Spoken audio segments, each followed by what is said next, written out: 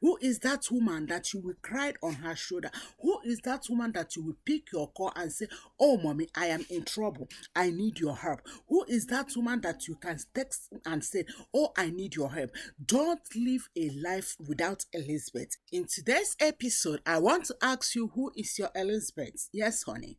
May I tell you that if you want to be successful in life, especially in your journey of marriage, as a young woman, whether you have married or you want to marry or you are dating someone that wants to marry you, you need Elizabeth. Yes, darling. I know someone will say, "Oh, big sister, what do you mean by Elizabeth?" Elizabeth is that woman that you confide in.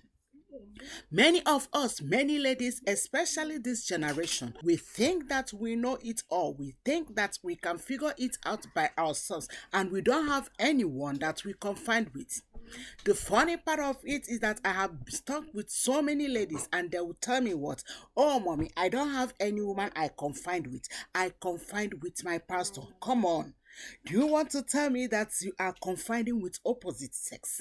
My dear, I am not encouraging anyone to confide with opposite sex, yes, because the God who equipped your pastor is also the God who equipped the wife. Yes, the wife may not have everything you want from her, but there are other women within your community, within your vicinity, that are highly equipped that you need to confide with. You don't need to confide with your pastor because he is an opposite sex. Let me give the summary of what the Bible said in the book of Luke 1. 38 down to 59. We know about the story about when the angel met Mary, telling her that she will be a mother of Jesus Christ. Look at what I want to point out. In verse 56, the Bible said that Mary stayed in Elizabeth's house for 3 months before she returns home. When angel came and spoke with Mary about the birth of Jesus Christ, Mary took her own thing and went to Elizabeth, a woman who knows better than her, to a woman that she will confide with. Most of us, we don't have women that we confide with. Who is that woman that will look at you and say, "Darling, the makeup is too much, clean it up"? Who is that woman that will look at you and say, "Darling, your clothes, your dressing is not looking good"? Who is that woman that you will cry on her shoulder? Who is that woman that you will pick your call and say, "Oh, mommy, I am in trouble. I need your help"? Who is that woman that you can text and say, "Oh, I need your help"? Don't live a life without Elizabeth. Yes, the challenge I have in this generation is many people will say, "Oh, she is my mentor. She is my Elizabeth." But the challenge is this: when the Elizabeth, your mentor, corrects you for something you did wrong, you stop calling her. You stop going to church. You don't want to meet her again. You feel like the way she spoke to you, you don't like it. I am not doubting that the way she spoke to you is good or bad. But darling, may I ask you, that boss you are working in his office, in her office, how many times does he or she spoke to you in a way you don't like? But guess what? Even though some of them will slap you, you will go back again and again and again. Reason because that is where you are getting money for your daily feeding and all the expenses of your life. So what am I trying to say?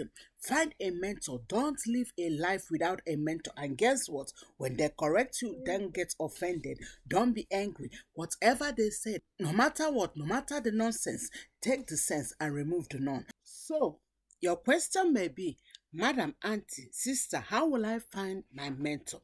My darling, you need to pray. Yes, dear. The reason why I say you need to pray is when it comes to mentorship, when it comes to someone who you will confide with, my dear, you need the direction of the Holy Spirit. Reason because mentorship is not something you can just see someone from a random and say, "Oh, be my mentor," or the person say, "I want to mentor you." No, because this is the person you want to confide in. This is the person you want to tell everything, and it has to do with patience.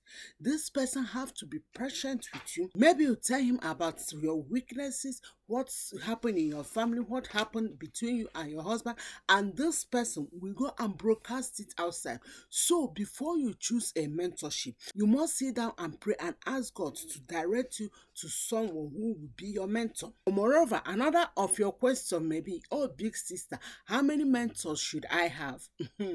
Thank you for asking that question. My darling, in as much as life is concerned, may I tell you that there is something I don't know.